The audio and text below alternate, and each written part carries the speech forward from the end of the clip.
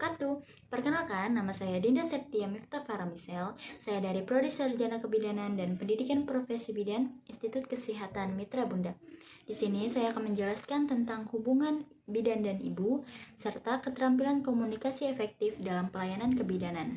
Di sini saya akan menjelaskan tentang hubungan ibu dan bidan. Ibu hamil merupakan orang yang sedang dalam proses pembuahan untuk melanjutkan keturunan, sedangkan bidan adalah seseorang perempuan yang lulus dari pendidikan bidan yang diakui oleh pemerintah dan organisasi profesi di wilayah Indonesia, serta memiliki kompetensi dan kualifikasi untuk diregister, sertifikasi, dan atau secara sah mendapat lisensi untuk menjalankan praktik kebidanan. Hubungan ibu hamil dan bidan sangat diperlukan selama masa kehamilan, karena ibu hamil akan berkonsultasi kepada bidan mengenai kehamilannya, sehingga itu akan mempererat hubungan ibu dan bidan.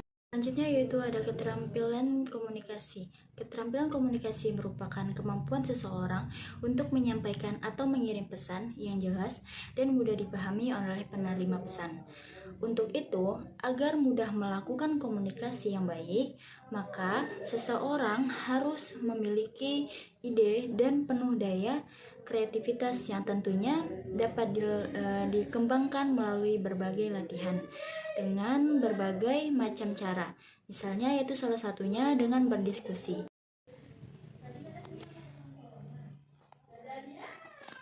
Selanjutnya yaitu ada faktor yang mempengaruhi komunikasi efektif.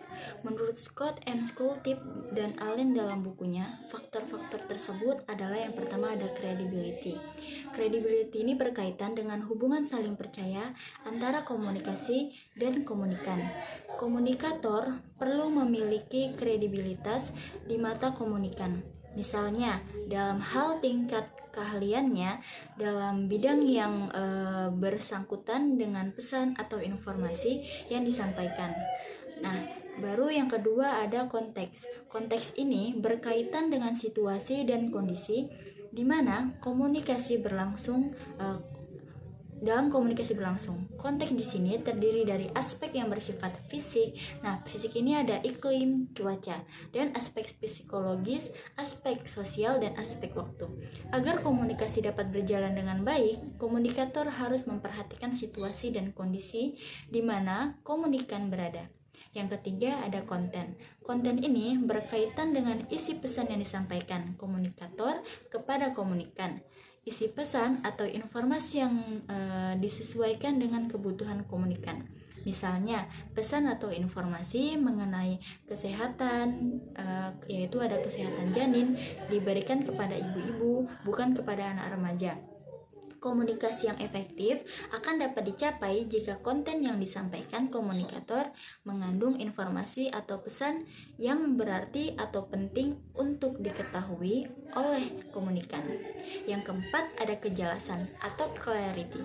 Dari pesan atau informasi yang disampaikan komunikator sangat penting untuk menghindari kesalahpahaman komunikan dalam menangkap isi pesan atau informasi yang disampaikan komunikator.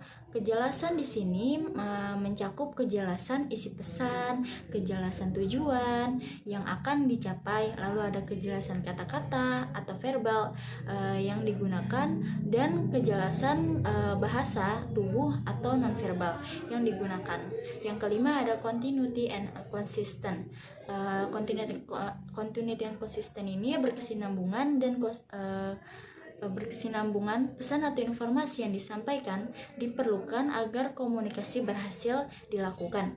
Pesan perlu disampaikan secara terus-menerus dan konsisten. Pesan yang disampaikan sebelumnya dengan pesan selanjutnya itu tidak saling bertentangan.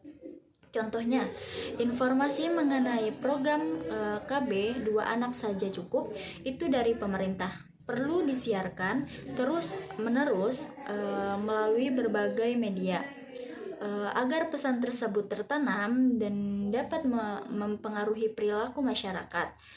Nah, yang keenam itu ada capability of audience, yaitu kemampuan komunikasi yang berkaitan dengan tingkat pengetahuan dan kemampuan penerima pesan dalam memahami pesan yang disampaikan komunikator. Komunikator harus memperhatikan audiensnya, menggunakan bahasa yang baik, baik itu verbal maupun nonverbal, yang sesuai dengan dipahami oleh audiens. Yang ketujuh yaitu ada channel of distribution atau saluran distribusi. Ini itu berkaitan dengan sarana atau media penyampaian pesan. Sebaiknya komunikator menggunakan media yang sesuai dan tepat sasaran. Misalnya, dengan menggunakan media yang telah umum digunakan komunikan. Dengan begitu, komunikan tidak bingung dan komunikasi itu dapat berjalan dengan baik. Selanjutnya yaitu adalah teknik penyampaian pesan dalam komunikasi. Pesan adalah apa yang dikomunikasikan oleh sumber kepada penerima. Banyak cara untuk menyampaikan pesan, yaitu dengan tatap muka atau melalui media komunikasi. Pesan yang disampaikan bidan kepada klien harus jelas. Pesan ada satu sisi atau one side dan ataukah dua sisi atau two side.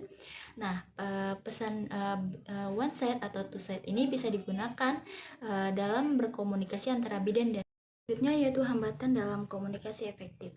Menurut Fajar 2009, terdapat beberapa hambatan dalam komunikasi, yaitu yang pertama ada hambatan dari pengirim pesan. Misalnya yaitu pesan yang akan disampaikan itu belum jelas bagi dirinya atau pengirim pesan. Hal ini dipengaruhi oleh perasaan atau situasi emosional sehingga mempengaruhi motivasi, yaitu mendorong seseorang untuk bertindak sesuai keinginan, kebutuhan, atau kepentingan. Selanjutnya yaitu hambatan dalam penyandian atau simbol. Hal ini dapat terjadi karena bahasa yang dipergunakan itu jelas sehingga mempunyai arti. Lebih dari satu simbol yang digunakan antara si pengirim dan si penerima itu tidak sama, atau bahasa yang dipergunakan terlalu sulit. Yang ketiga yaitu hambatan media.